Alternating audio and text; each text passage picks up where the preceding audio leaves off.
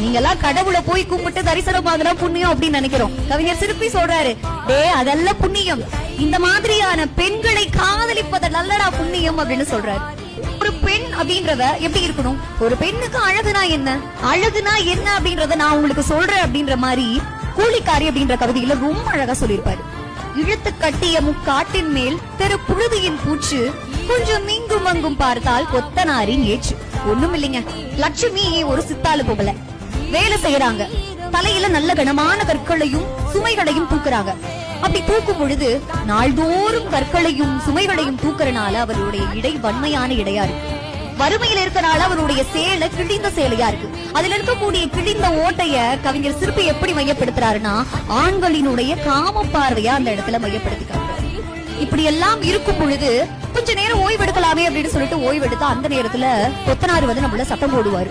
அப்படி எப்படிப்பட்ட சூழ்நிலைகள் இருந்தாலும், காடா இருந்தாலும் சரி, மேடா இருந்தாலும் சரி, சுண்ணாம்பு கல்லா இருந்தாலும் சரி, அவருடைய பாதங்கள் தொடர்ந்து பயணித்துக் கொண்டே இருக்கிறது அவருடைய உழைப்பில் அப்படின்னு சொல்லிட்டு அவருடைய உழைப்பு அந்த இடத்துல மையப்படுத்தி காட்டுறது. அப்படி உண்மையான அழகுனா இதுதான், உழைப்பினுடைய வெளிப்பாடுதான் அழகுன்னு சொல்லிட்டு உழைக்கக்கூடிய மக்களை கடவுள் நிலைக்கு உயர்த்தி காட்டுறாரு கவிஞர் சிற்பி அவர்கள்.